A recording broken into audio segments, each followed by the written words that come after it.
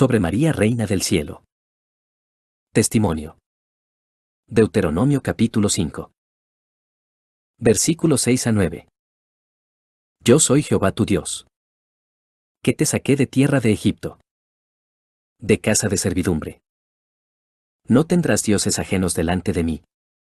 No harás para ti escultura, ni imagen alguna de lo que hay arriba en los cielos, ni abajo en la tierra, ni en las aguas debajo de la tierra. No te inclines ante ellos ni les rindas culto. Porque yo, el Señor tu Dios, soy Dios celoso. ¿Quién no tolerará que entregues tu corazón a otros dioses? Extiendo los pecados de los padres sobre sus hijos, toda la familia de los que me rechazan queda afectada. Hasta los hijos de la tercera y la cuarta generación. Pero derramo amor inagotable por 1000 generaciones sobre los que me aman y obedecen mis mandatos. Capítulo 32, 16 a 17. Le despertaron a celos con dioses ajenos, lo provocaron a ira con abominaciones. Sacrifican a los demonios, Sedim, y no a Dios, a los dioses que no habían conocido. A los nuevos dioses venidos de cerca, que no habían temido vuestros padres. Jeremías capítulo 7, 18. Los hijos recogen la leña. Los padres encienden el fuego. Y sus mujeres golpean la masa de harina para hacer pasteles a la reina del cielo, y derramaron libaciones a dioses extraños para irritarme. A mí me van a irritar. Dice el Señor, no es a sí mismos. ¿Para qué sean avergonzadas sus caras? Capítulo 10, 11. Les diréis así, los dioses que no hicieron los cielos y la tierra. Desaparecerán de la tierra y debajo de los cielos. Antes de que mi padre conociera a mi madre. Él tuvo una esposa con la que no pudo tener hijos, ya que ella era estéril. Por tal motivo, él se separó de ella. Cuando mi padre se casó con mi madre, él le pidió a la Virgen María para tener hijos con ella. Esto debido a que su anterior pareja era estéril, fue así que me concibieron. Al momento de nacer, mi padre me consagró a la Virgen María, pues él era devoto de ella y le tenía mucha fe. Consideró que era gracias a ella que yo había nacido. Cuando yo era niño, mi padre me advertía cada noche que el diablo iría a solicitarme que me uniera a él y que debía de rechazar su propuesta. Yo desconocía por qué motivo se expresaba así. Fue así que decidió finalmente que yo debía de servir a Dios a través de la iglesia. Por lo que me propuso ingresar a un seminario católico romano para servir como cura. Una noche mi padre no se encontraba en casa. Por alguna razón quise dormir en la cama con mi madre. Lamentablemente esa noche terminé teniendo contacto sexual con ella. Como resultado de ese acto incestuoso, en mí se activó un cierto don. Mientras tanto mi padre me seguía exhortando para que no hiciera caso al diablo en caso de que quisiera ofrecerme servirle. Cierta noche miraba a la luna, pero logré visualizar un mundo completamente distinto al nuestro allí.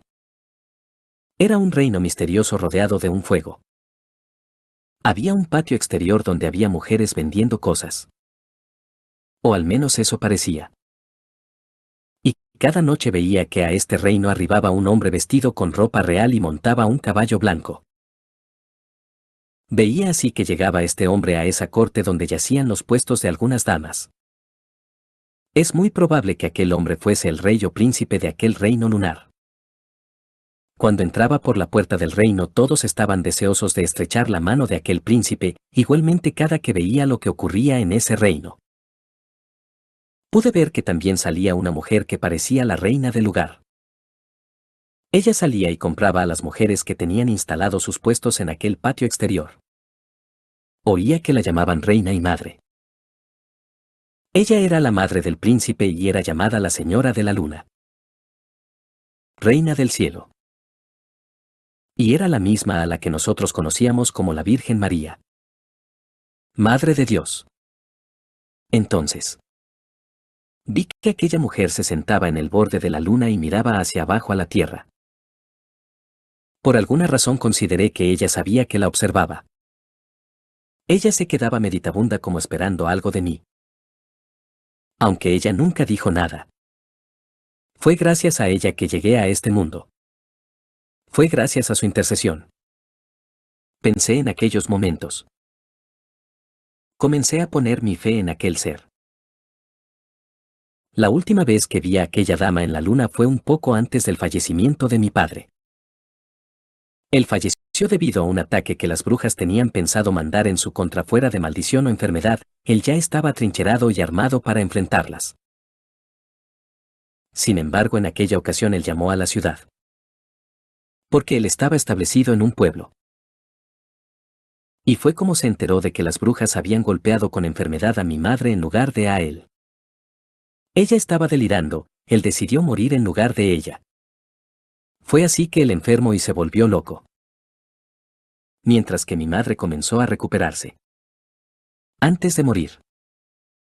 Él me hizo la misma advertencia que había hecho anteriormente de que el diablo vendría a visitarme y me ofrecería trabajar para él.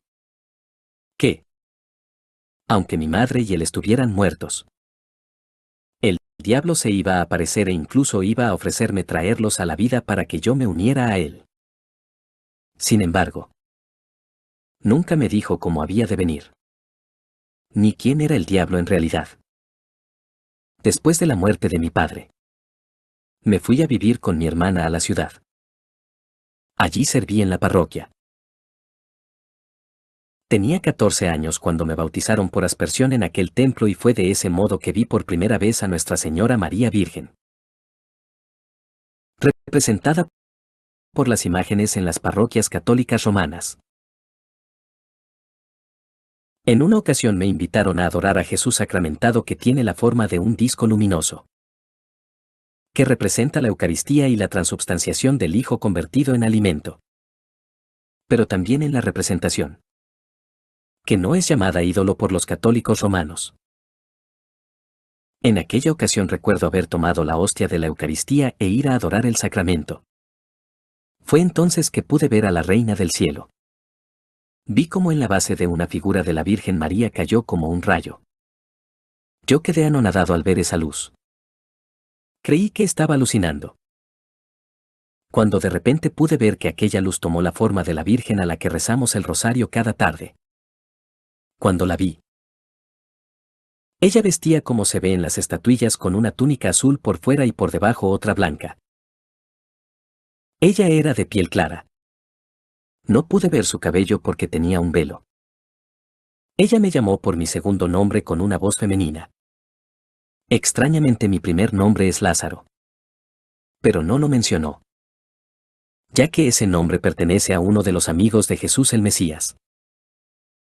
Entonces la Reina del Cielo me dijo: he venido porque he escuchado el clamor y las oraciones de los feligreses de esta parroquia, todos aquellos que contigo oran.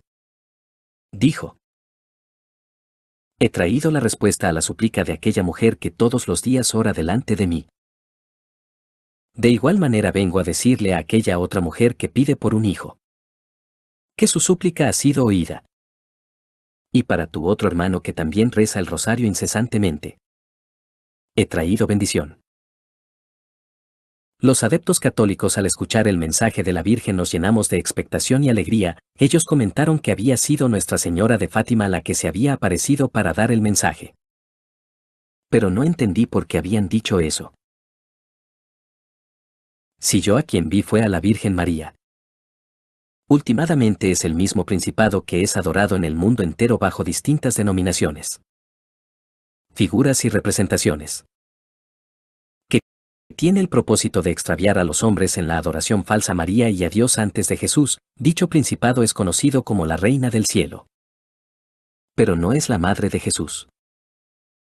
Es un ángel caído que se hace pasar por una mujer virginal y colabora con otro demonio que se hace pasar por su hijo. Este ángel caído es uno de los ministros de Lucifer en el mundo. Solo los ángeles caídos pueden ser llamados ministros de él. Y en un grimorio se dice de ella que domina el territorio de América, donde es llamado por su verdadero nombre como Astaroth, o como es conocida en el libro profético de Jeremías como Reina del Cielo. O en otros pasajes como Acera. En ese mismo grimorio se indica que Belcebú gobierna el continente de África y una reducida parte de Europa. Mientras que Lucifer domina Europa y Asia, el clero católico romano le otorgó el título de emperatriz de América. Este principado es adorado en la Basílica de Guadalupe en Ciudad de México, como una advocación de María. Pero en realidad es el ídolo pagano conocido en el viejo mundo como Astarte. Su adoración muchas veces se confunde con el que las damas del mar también la solicitan. Pero lo hacen en su honor. Porque ella fue quien primeramente incitó este tipo de adoración a los hombres. La diferencia con la Reina del Cielo es que ellas están establecidas cerca de lagos, ríos o mares de las localidades. La Reina del Cielo por lo general se identifica a sí misma como soberana y esencia de todas las cosas. Y en realidad las sirenas también le oran a este principado. Al poder ver a María Reina del Cielo, lo primero que hice fue consagrar mi corazón. Cada vez que encontraba a feligreses de ella adorándole, por lo general católicos romanos, ese ser se me aparecía para darles mensajes a cada uno de ellos. Comencé a escuchar su voz todo el tiempo. Comencé a tener un don de clarividencia. Cada vez que alguno de sus devotos pasaba junto a mí, y les podía dar oráculos y profetizar sobre su vida. Esto por gracia de tales dones. De ese modo hice una segunda consagración. Le consagré mis miembros, mis pies, mis manos y mis sentidos, para que ella pudiera usarlos conforme a su voluntad, y que estos fueran utilizados como instrumentos de ella. Yo oré y le dije que le entregaba mis ojos para que pudiera ver a través de ellos, que le daba mi boca para que pudiera hablar a través de ella. Le daba mis pies, para que pudiera caminar y evangelizar. Que le daba mis manos para que pudiera ungir a las personas por medio de ellas. Fue así que la Reina del Cielo tomó el control de la parte izquierda de mis miembros. Justamente solo era mi ojo izquierdo el único que podía ver de forma permanente el reino de los espíritus en la tierra. Mas mi ojo derecho solo visualizaba el mundo físico. Después de aquella consagración fue que comencé a ver a María frecuentemente. Ella me envió a muchas parroquias que llevaban su nombre o que estaban consagradas a ella, con el propósito de que dirigiera la misa del mediodía, esto en parroquias como la de Nuestra Señora de Cumasi, en la Basílica de Santa María la Mayor en Roma, Nuestra Señora de Fátima, Notre Dame en París. Aunque no llegué a hacerlo en la Basílica de Nuestra Señora de Guadalupe en Ciudad de México. Con la gran cantidad de advocaciones que existen de ese culto a María, que a veces se confunde con el que se les da a las damas de las aguas. Como ejemplo tenemos templos con todos los títulos derivados de las apariciones, atributos y dones que se le ha dado a este principado, como de la Santísima Virgen de Sagrado Corazón, Reina Inmaculada, Rosa Mística, Virgen de la Paz, Virgen del Rosario, Virgen de la Divina Gracia, Virgen de la Paloma, Virgen de la Candelaria, Virgen del Carmen, Virgen del Pilar, etc. Su influencia en las sectas ajenas al catolicismo queda plasmado en la figura de la Virgen encargada de la iniciación de los adeptos de la cofradía en la obra de las Bodas alquímicas de Christian Rosenkreuz. Un libro que si se lee es posible que inicie o genere algún vínculo con el reino de las tinieblas, lo cual puede causar malas rachas. Continuando con la narración. Decía que la Reina del Cielo descendía a las misas de mediodía que se celebraban en sus parroquias y templos. Al ser yo quien dirigía la misa, la Reina del Cielo me permitía conocer las intenciones de la gente, así como ver el corazón y la devoción de aquellos De igual forma, saber el motivo de su presencia en la misa, la Reina del Cielo trajo primeramente aparentes beneficios a cambio de ofrendas, tales como el prenderle veladoras en un altar de su imagen o rezar el rosario. A pesar de no ser un sacerdote ordenado y ser un seminarista, se me permitía dirigir los cultos, porque ellos veían que de verdad la Reina del Cielo me usaba para sus consagraciones. Cuando logré ordenarme como sacerdote, pude consagrarme en su totalidad a ella, fue así que pude ver al Jesús crucificado y sufriente de los altares. Lo vi estirar su mano y decirme que me acercara a él. En cuanto me acerqué, él se unió a mí. Desapareció, pero sentí como si hubiera entrado en mi pecho. Esto es lo que y consideré que era mi consagración, y debido a eso recibí dones. Cabe destacar que aquel que es presentado como Jesús en el catolicismo es llamado Cristo Rey. Pero no es el Jesús de la Biblia, ni el verdadero Hijo del Altísimo. Ese ídolo, según la Iglesia Católica Romana, nació en el 25 de diciembre del calendario occidental. En realidad, la Navidad es la celebración dedicada a los principales principados. En este caso en particular al falso Jesús llamado Cristo Rey y su madre la Reina del Cielo. El culto a la Reina del Cielo está relacionado con el culto a la luna, y también con la diosa Semiramis, Astarot, Isis, Artemisa, Cibeles de las civilizaciones del mundo antiguo, como Egipto, Grecia, Roma y Fenicia. Continuando. Decía que de ese modo es que logré convertirme en un medium de aquellos seres espirituales. Podía ver los reinos invisibles, especialmente cuando el ídolo María o Cristo Rey hacían sus apariciones. De tal modo que yo hacía consagraciones, rezos y plegarias para ellos en los cultos y reuniones, como las misas o rosarios que realizábamos diariamente. Mientras que los cristianos apenas si se reúnen unas cuantas veces a la semana y guardan únicamente su culto dominical. La Iglesia Católica casi todos los días realiza al menos 3 misas, excepto el día lunes, en el que ninguna adoración a Dios debe de ser realizada, porque es el día que Lucifer se ha consagrado a sí mismo. Igualmente no se cuenta con los rosarios, en los que ya no son los curas quienes los organizan, sino los feligreses. Igualmente en los templos y parroquias dedicados a este principado se le canta y adora diariamente con panderos y palmas. Mientras que a Dios los cristianos no le dedican más de unas cuantas horas de predica y adoración. Como decía, yo hacía consagraciones a todas aquellas personas que se congregaban. Yo les invitaba a recibir a Jesús en sus corazones, y la gente solo tenía que proferir que abría su corazón para recibirlo, tal como lo hacen los evangélicos.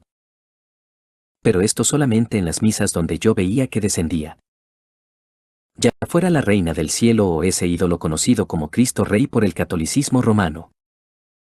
Así, cada vez que elevaba plegarias para este Cristo Rey, yo recibía el don de predecir algunos eventos en la vida de los feligreses.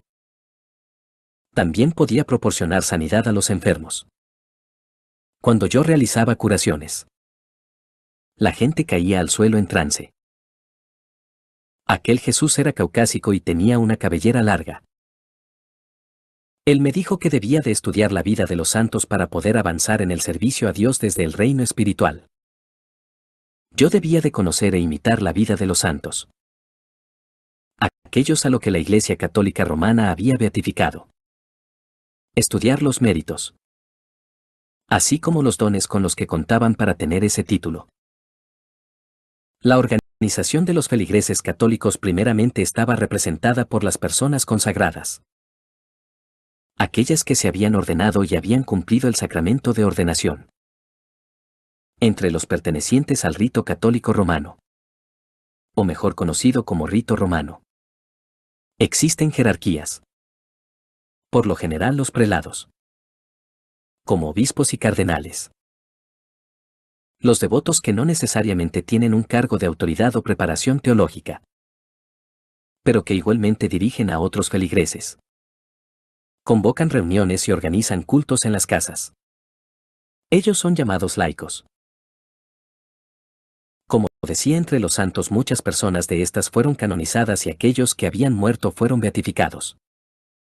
Yo debía de seguir sus ritos y prácticas. Sobre todo seguir su modo de vida abnegado y autoflagelado. De ese modo podría hacer otra consagración conocida como la del cordón umbilical. Cuando realice esta consagración, pude ver con mis ojos espirituales cómo mi cordón umbilical se unía con el de María Virgen, por tal motivo fui adoptado como su hijo. Ella comenzó a instruirme en su reino espiritual. Una vez completado este estado, se me dio el don de tener 1000 ojos espirituales con los cuales podía ver el mundo tanto físico como espiritual. Esto desde la cabeza y hasta los pies. Tenía un rango de visión de 360 grados. Cuando yo arribaba a un lugar podía conocer todo lo que se hablaba. Nada escapaba de mi visión u oídos. Tenía el discernimiento de corazón y espíritu. Nadie podía mentirme o tratar de ocultarme algo. Sin embargo, un día, a pesar de tener esta visión espiritual, interactué con un cristiano verdadero. No tuve la capacidad para descifrar su corazón o pensamiento. La Virgen me dijo que el mundo espiritual estaba abierto para mí. Que tenía una legión de ángeles servidores. Que ella, como Madre de Dios y de los dioses, había puesto a mi disposición ángeles protectores. Ella me mostró a 4 ángeles guardianes. Pero para mí era muy extraño porque tales ángeles tenían los ojos completamente en blanco y una silueta negruzca. Ella me dijo que ellos iban a resguardarme a donde quiera que yo fuera. Por tal motivo llegué a considerar que no debía de verlos a los ojos. En alguna ocasión miré directamente a los ojos a uno de aquellos ángeles y eso me llenó de terror.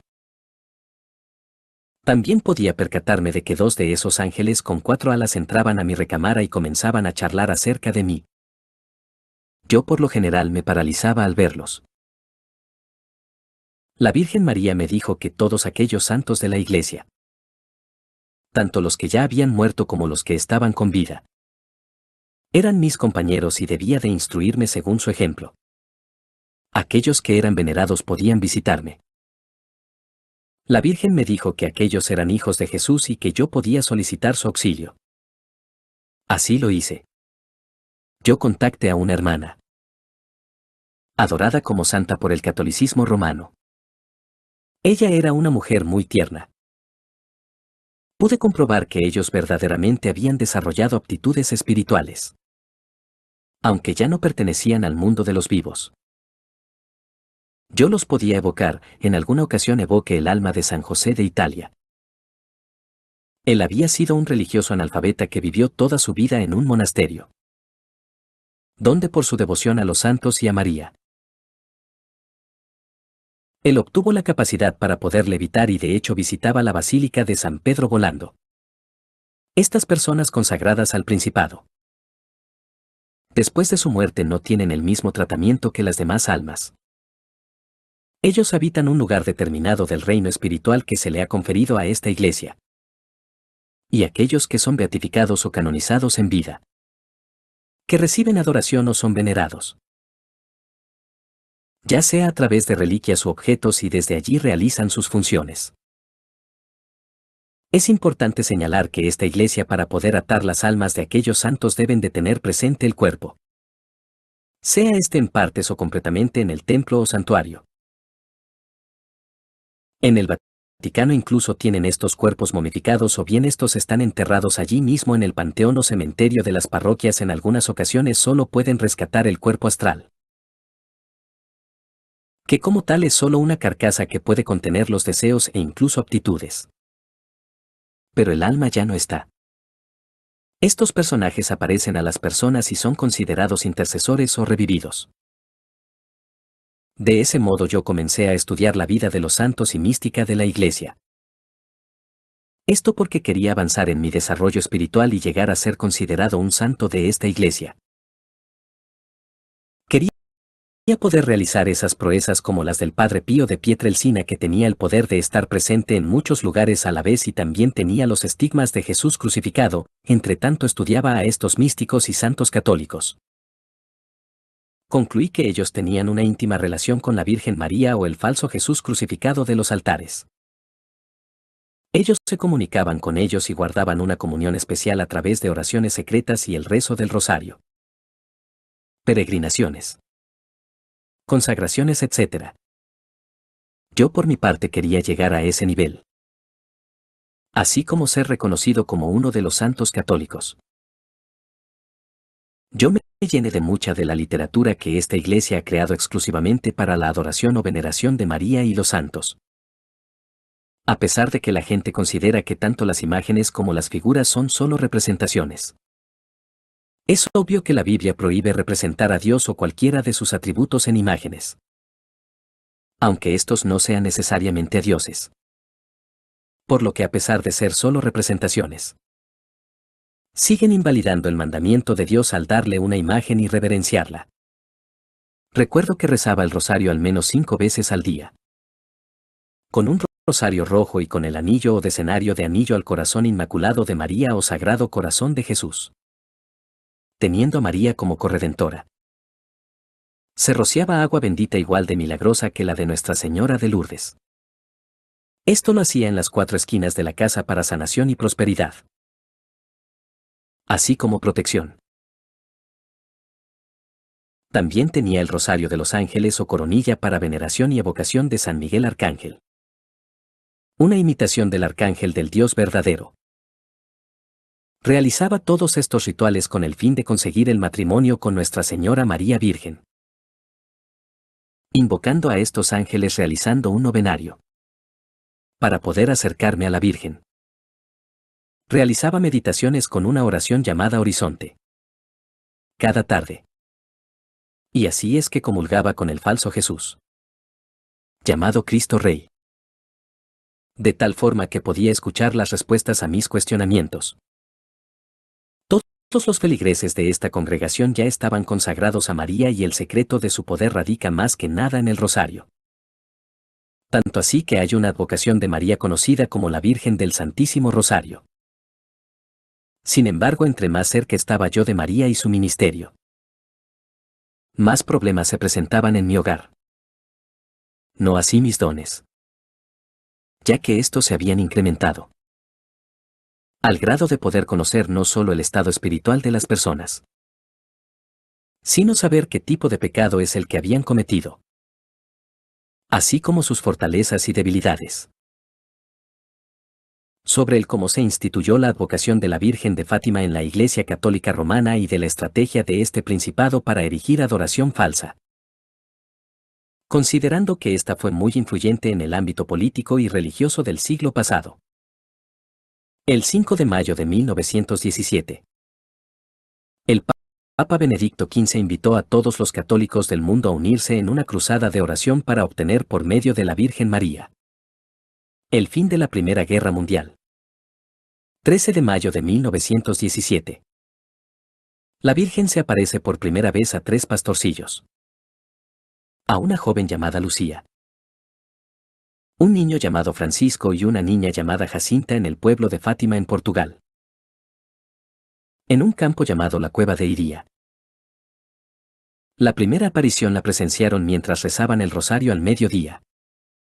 Fue así que vieron a una señora muy hermosa, vestida de blanco con las manos juntas y un rosario entre sus manos. La Virgen les pidió que regresaran cada día 13 durante 6 meses para indicarles el motivo de su aparición. 13 de julio de 1917. La joven Lucía duda sobre la legitimidad divina de la aparición. Cuestiona a la Virgen, pues el párroco de la iglesia la hizo dudar de si verdaderamente dicha aparición provenía de Dios o era una artimaña del diablo. La Virgen le contesta a la joven que el día 13 de octubre revelará su identidad y el motivo de su aparición. 13 de agosto de 1917. Los niños no acuden a la Cueva de Iría por orden de las autoridades, ya que consideraron que la aparición era una mentira. 13 de septiembre de 1917. Los niños junto a unas 5.000 personas. Así como algunos curas acuden a la cueva de Iría. Lucía, la mayor de los pastores, ora por la sanidad de los enfermos y la conversión de los pecadores. La Virgen contesta que ella solo curará a unos, pero a otros no, porque el Señor no confía en ellos. Los asistentes comentaron haber visto un objeto luminoso en forma de óvalo dirigiéndose hacia el este. Los niños son hostigados por la feligresía. 13 de octubre de 1917. Los pastorcillos junto con al menos unas 70.000 personas acuden a presenciar la última aparición de la Virgen. Lucía pregunta entonces a la Virgen, ¿quién eres tú y qué deseas? Ella contestó, soy su Señora del Rosario. Deseo que aquí se construya una capilla en mi honor y que se continúe rezando el rosario todos los días. La guerra, Primera Guerra Mundial, pronto terminará y los soldados no tardarán en volver a sus hogares. Después de recibir múltiples peticiones, Lucía a su vez solicitó a la Virgen otras tantas, que sin embargo comentó no las cumpliría en su totalidad. Dijo la Virgen, es necesario que los hombres se enmienden, que pidan perdón por sus pecados, que no ofendan más a nuestro Señor, que ya está demasiado ofendido. Lucía presencia entonces a la Virgen María elevándose. También pudo ver a San José llevar al niño Jesús en sus brazos. Después vio a Jesús adulto y nuevamente a la Virgen María vestida de blanco con un manto azul celeste y que se transformaba en varias de sus advocaciones como Nuestra Señora del Carmen, Nuestra Señora de los Dolores, etc. Se presenció igualmente lo que es llamado el milagro del sol por parte de los espectadores, donde la gente comenta haber visto al sol como un disco de plata al que se podía mirar sin deslumbrarse. Todos aquellos que lograron ver al sol desprenderse del firmamento comentan, se les secaron las ropas, ya que aquel día llovía. Asimismo recibieron curaciones, aunque también los hubo quienes no vieron absolutamente nada. A partir de ese día se instituyó el santuario de la Virgen de Fátima o del Rosario. 13 de octubre de 1921. Se oficia la primera misa en el santuario. 13 de mayo de 1931. Los obispos de Portugal, siguiendo las órdenes de la aparición, hacen la primera consagración del país al Inmaculado Corazón de María. 31 de octubre de 1942. Pío XII. A través de la radio, consagra al mundo al Inmaculado Corazón de María. Y hace una mención velada de Rusia de acuerdo a la petición de la Virgen. 13 de mayo de 1967. Pablo VI visita el santuario al cumplirse el cincuentenario de la primera aparición. Ora por la paz del mundo y la unidad de la Iglesia. 12 y 13 de mayo de 1982. El Papa Juan Pablo II llega como peregrino en agradecimiento por salvarse del atentado sufrido años antes. Consagra la Iglesia, los hombres y los pueblos al Inmaculado Corazón de María. Hace mención velada de Rusia. 25 de marzo de 1984. Nuevamente el Papa Juan Pablo II consagra al mundo al Inmaculado Corazón de María. Desde la Plaza de San Pedro en Roma. 12 y 13 de mayo de 1991. Juan Pablo II vuelve al santuario de Fátima en conmemoración de ser salvado de un atentado el 13 de mayo de 1981. 13 de mayo del 2000. En su tercera visita a Fátima, Juan Pablo II beatifica a Francisco y Jacinta y revela la tercera parte del secreto de Nuestra Señora de Fátima. Principales palabras de la Virgen. Muchos pecadores se condenan porque no hay quien rece y se sacrifique por ellos. Es necesario hacer sacrificio por los pecadores.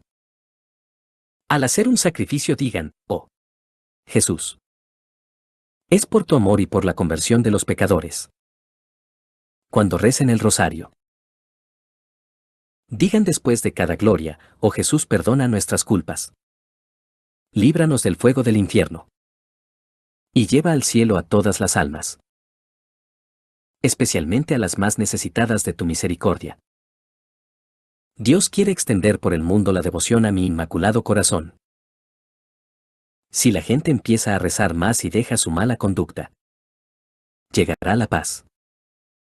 Si no dejan de ofender a Dios, vendrá otra guerra peor. Dios va a castigar al mundo por tantas maldades. Guerras, carestías y persecuciones a la Iglesia. Vengo a pedir perdón a Dios por tantos pecados. Si se atienden a mis deseos, Rusia se convertirá y habrá paz; si no, esparcirá sus errores por el mundo promoviendo guerras y persecuciones contra la religión y habrá muchos mártires. Y el Santo Padre, el Papa, tendrá que sufrir mucho. Es necesario hacer hincapié de que los pequeños niños que presenciaron la aparición de la Virgen murieron. Jacinta 3 años después de ocurrida la última aparición y Francisco 2 años después. Sobre el invento de la adoración a la Reina del Cielo en México por parte de un sector del clero católico romano. En todo el siglo XV hay un completo silencio sobre la aparición de la Virgen de Guadalupe en el Cerro del Tepeyac en Ciudad de México, que va desde un engaño literario por parte de un clérigo llamado Miguel Sánchez en 1648. El cuento fue creado de forma blasfema siguiendo la cronología de la aparición de Dios a Moisés, 10 años después de consumada la toma de Tenochtitlán, en diciembre de 1531. Había un pobre indígena de nombre Juan Diego, muy de madrugada venía en pos del culto divino, cuando al llegar al cerrillo llamado Tepeyac oyó el cantar arriba del cerro. Se paró Juan Diego para ver y dijo: ¿acaso estoy en un paraíso terrenal? Y oyó que le llamaban de arriba del cerrillo y le decían: Juanito. Juan Dieguito. Luego se atrevió a ir donde lo llamaban. Cuando llegó a la cumbre, vio una señora que estaba allí de pie, la cual le dijo que se acercará.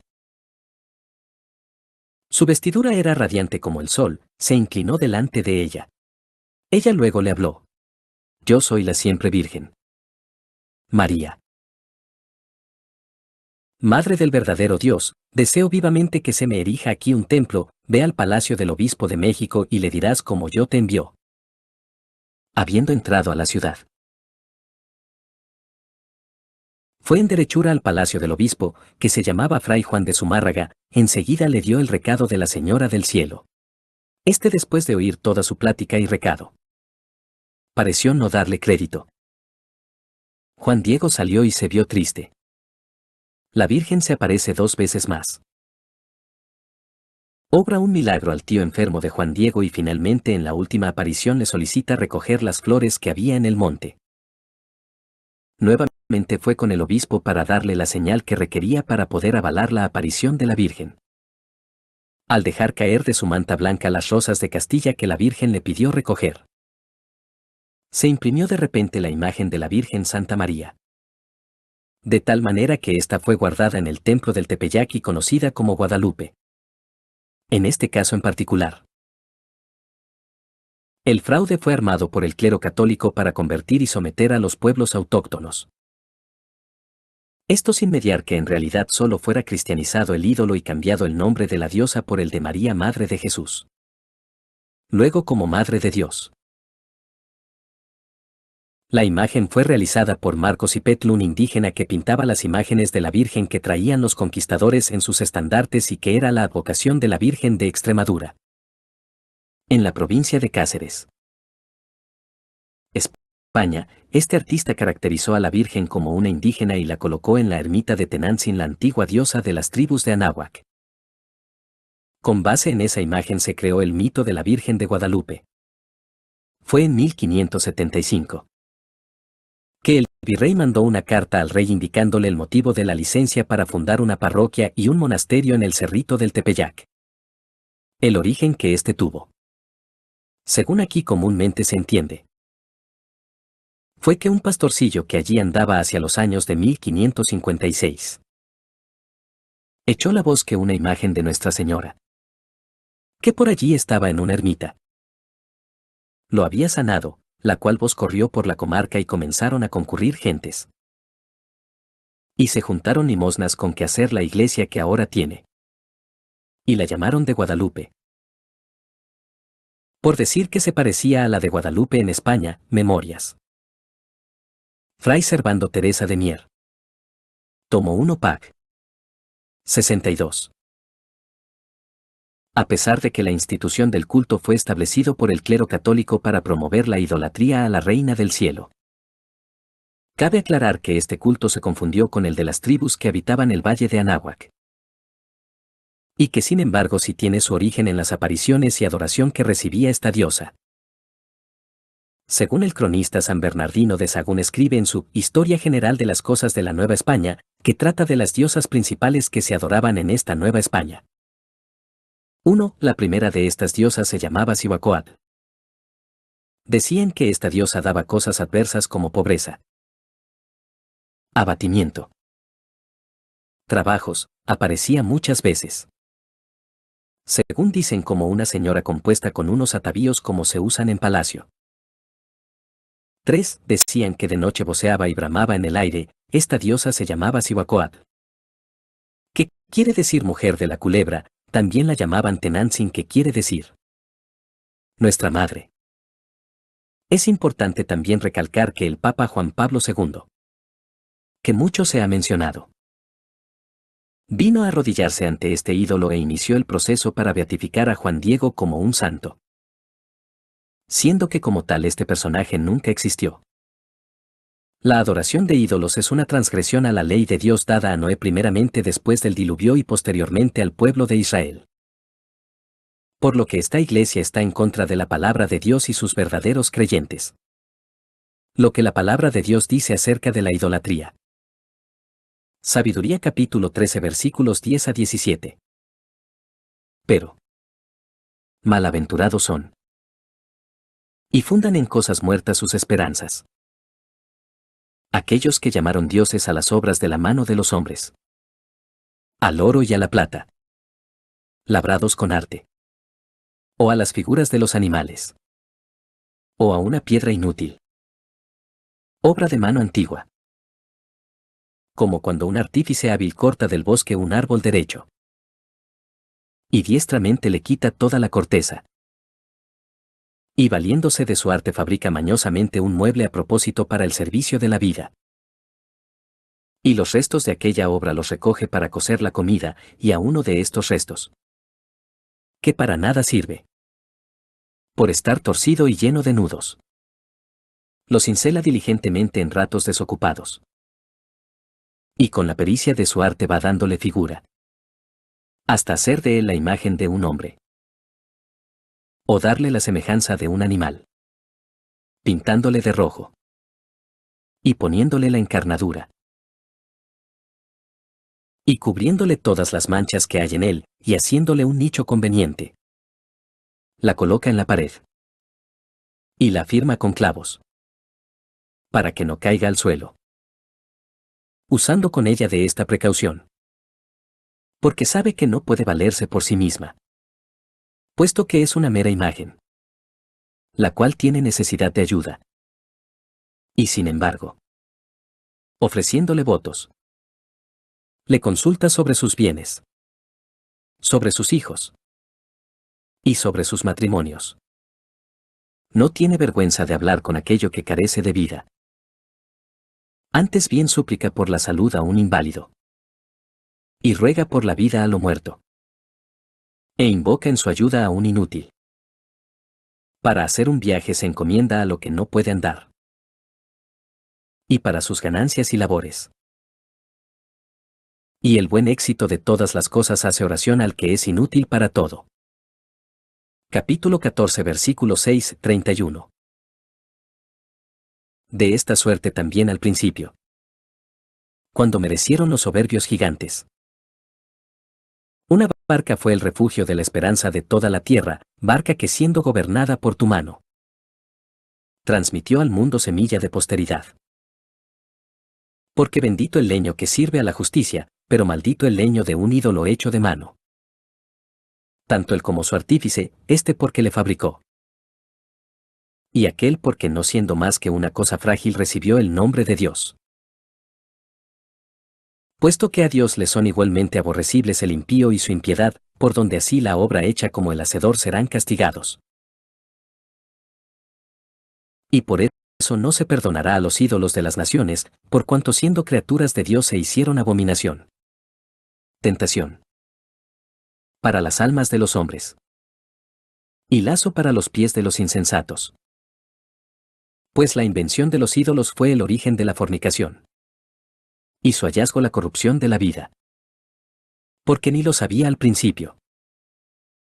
Ni lo sabrá siempre, fueron introducidos en el mundo por la vanidad de los hombres. Y con esto vendrá muy pronto el fin de ellos. Hallándose un padre traspasado de acerbo dolor por la prematura muerte de su hijo. Formó de él un retrato, y al que como hombre acababa de morir. Comenzó luego a honrarle como a Dios. Y estableció entre sus criados ceremonias y sacrificios. Después con el discurso del tiempo. Tomando cuerpo aquella impía costumbre. El error vino a ser observado como ley. Y se adoraban los simulacros por mandato de los tiranos, y así hacían traer desde lejos los retratos de quienes no podían los hombres honrar personalmente por estar distantes, y exponían la vista de todos la imagen del rey, a quien querían tributar honores, a fin de reverenciarle con su culto, como si estuviera presente. La extremada habilidad del artífice atrajo a los ignorantes a este culto, porque deseando complacer al que le hacía trabajar, empleó todos los esfuerzos del arte para sacar más al vivo la imagen. Con eso, embelesado el vulgo con la belleza de la obra, comenzó a calificar por un dios al que poco antes era honrado como un hombre. Y este fue el error del género humano, pues los hombres, ya fueran esclavos de la desgracia o la tiranía, dieron a las piedras y leños el nombre incomunicable. No se contentaron con errar en orden al conocimiento de Dios, sino que viviendo sumamente arruinados por su ignorancia, dieron el nombre de paz a un sinnúmero de muy grandes males. Pues ya sacrificando sus propios hijos, ya ofreciendo sacrificios entre misterios ocultos, o celebrando vigilias de rito exóticos llenos de delirios, no respetan las vidas, ni la pureza de los matrimonios, sino que unos a otros se matan por celos, o con sus adulterios se contristan. Todo lo domina confusamente la sangre.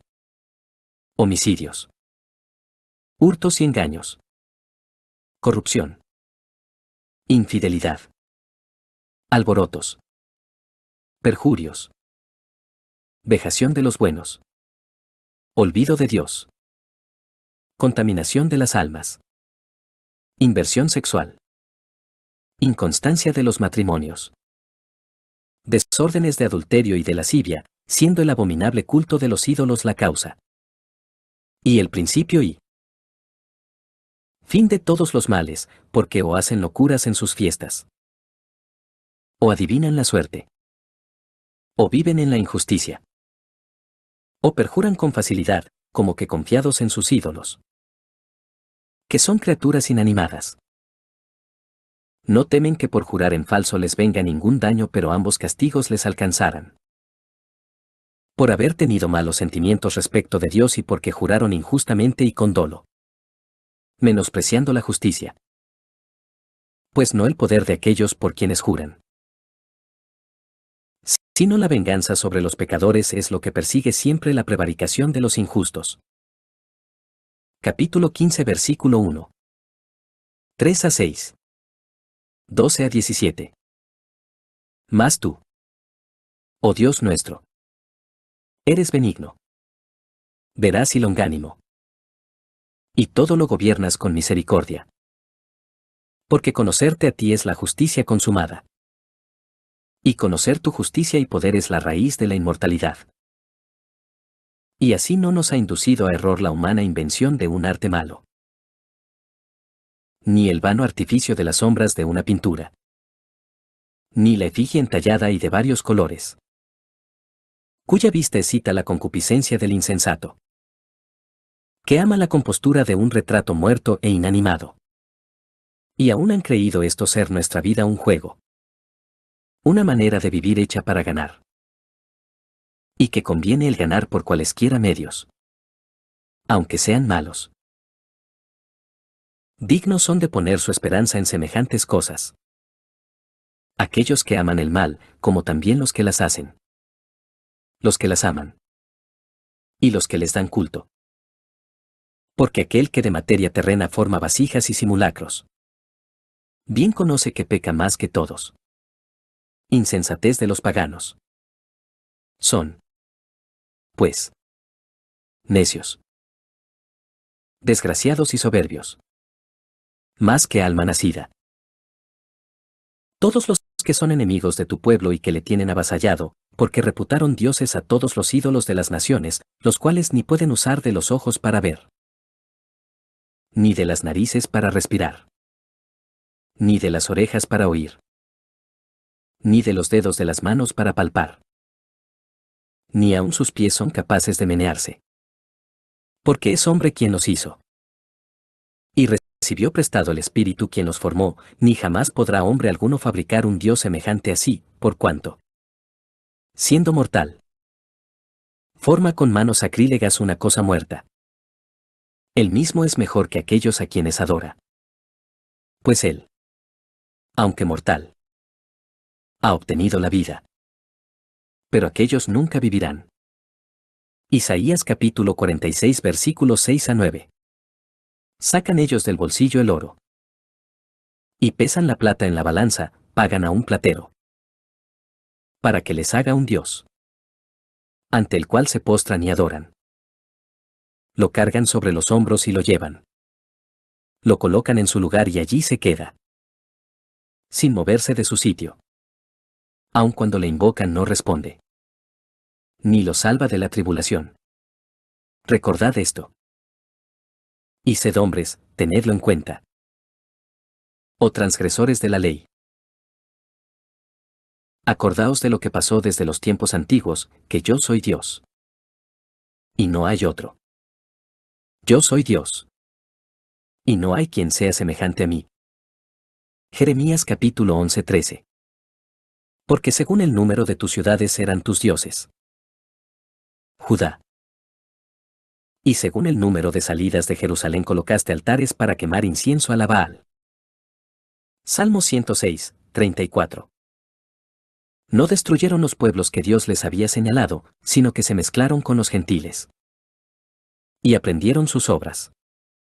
Y adoraron sus ídolos, que fueron para ellos un lazo, e inmolaron a sus hijos y sus hijas a los demonios, derramando sangre inocente.